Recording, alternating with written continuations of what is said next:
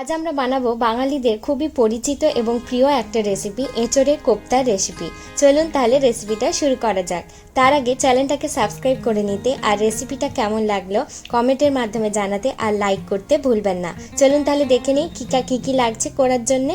প্রথমে এখানে এঁচোড়টাকে হাতে সরষের তেল মেখে ভালো করে কেটে ধুয়ে রেখেছি। সাথে একটা বড় সাইজের আলুকে বড় বড় করে কেটে নিয়েছি। প্রথমে প্রেসার কুকারে আলু আর এঁচোড়টা দিয়ে দেবো। সাথে 3টের মতো এলাচ আর 2টো দারুচিনির টুকরো নিয়ে পরিমাণ মতো হলুদ, পরিমাণ মতো নুন এবং পরিমাণ মতো জল দিয়ে 7 থেকে 8টার মতো সিটি দিয়ে নেব। এঁচোড়টা ঠান্ডা হয়ে যাওয়ার পর নামিয়ে ভালো করে এঁচোড়টাকে মেখে নেব, একদম পেস্ট বানিয়ে নেব।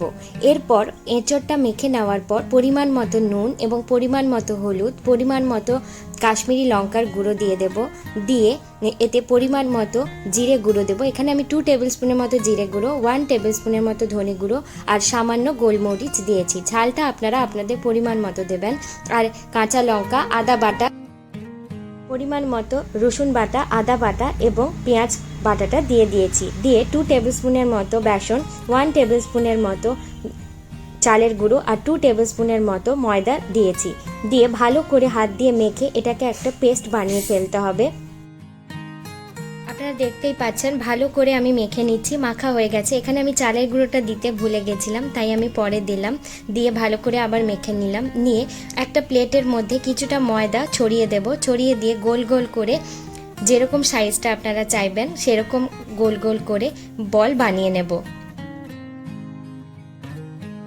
দেখুন বলগুলো প্রায় সবগুলোই আমার তৈরি করা হয়ে গেছে। এবার এর ওপর থেকে আমি একটু ময়দা ছড়িয়ে দিচ্ছি যাতে একটা ওপরটার সাথে আটকে না যায়।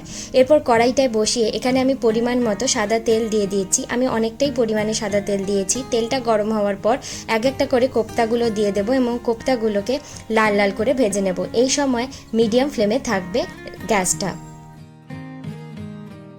লাল লাল করে ভেজে তুলে নেব কোপ্তাগুলো। দেখুন এগুলো লাল লাল করে ভাজা হয়ে গেছে। এবার আমি তুলে নেব।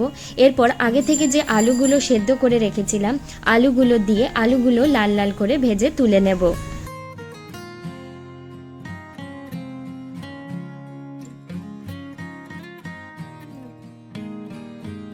এরপর আরেকটা কড়াই বসিয়ে দেবো। কড়াইতে বসিয়ে পরিমাণ মতো সর্ষের তেল দিয়েছি। এখানে 3-4টের মতো এলাচ, 2-3টের মতো লবঙ্গ আর একটু দারুচিনি দিয়েছি। দিয়ে ওটা ভাজা ভাজা হয়ে যাওয়ার পর পরিমাণ মতো পেঁয়াজের পেস্টটা দিয়ে দিয়েছি। আর এখানে আদা রসুনের পেস্টটা দিলাম। এখানে আমি 1.5টার মতো পেঁয়াজের পেস্টটা দিয়েছি।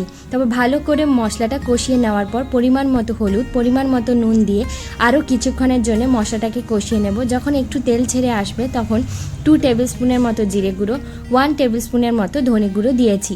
দিয়ে আরও কিছুক্ষণের জন্য ভালো করে নেড়ে মশলাটাকে কষিয়ে নেব। এরপর হাফ কাপের মতো আমি টক দই দিয়েছি।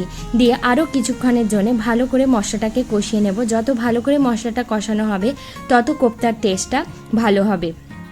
এরপর পরিমাণ মতো কাশ্মীরি লঙ্কার গুঁড়ো দিয়েছি। এখানে লঙ্কার গুঁড়োটা আপনারা ভেবেচিন্তে দেবেন, কারণ পরিমাণ ঝাল বুঝে আপনারা দেবেন। এরপর যখন মশলা থেকে তেল ছেড়ে আসবে আগে থেকে যে আলুগুলো ভেজে রেখেছিলাম আলুগুলো দিয়ে দেব। আলুগুলো দিয়ে আরও কিছুক্ষণের জন্য মশলাটাকে ভালো করে কষিয়ে নেব। যখন মশলাটা গায়ে গায়ে লেগে আসবে তখন পরিমাণ মতো জল দিয়ে দেব। জল দিয়ে ভালো করে মিক্স করে নেওয়ার পর ঢাকনা দিয়ে 15 মিনিটসের জন্য এটাকে মিডিয়াম ফ্লেমে ফুটতে দেব। দেখুন 15 মিনিটস পর ভালো করে আলুগুলোর সাথে মশলাগুলো মিশে গেছে। এরপর আগে থেকে যে কোপ্তাগুলো বানিয়ে রেখেছিলাম ওই কোপ্তাগুলো দিয়ে দেব। দিয়ে আরও 7 থেকে 8 মিনিটের জন্য মিডিয়াম ফ্লেমে এটাকে ফুটতে দেব।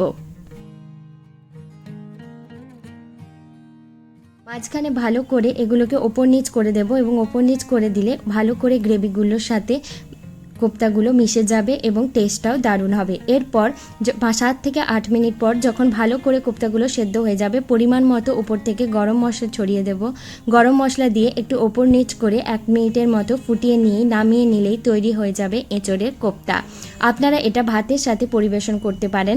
রেসিপিটা কেমন লাগলো আমাকে কমেন্টের মাধ্যমে জানাবেন। আমি পারো, আপনারা দেখছেন পারোর রান্নাঘর। ভালো থাকবেন, সুস্থ থাকবেন, ভালো ভালো রান্না করতে থাকবেন আর চ্যানেলটাকে সাবস্ক্রাইব করতে ভুলবেন না। আর রেসিপিটা কেমন লাগলো কমেন্টের মাধ্যমে আমাকে নিশ্চয়ই জানাবেন। আর কোথাও বুঝতে অসুবিধা হলে সেটাও আমাকে কমেন্টের মাধ্যমে জানাবেন। আর রেসিপিটাকে লাইক করবেন। বাই।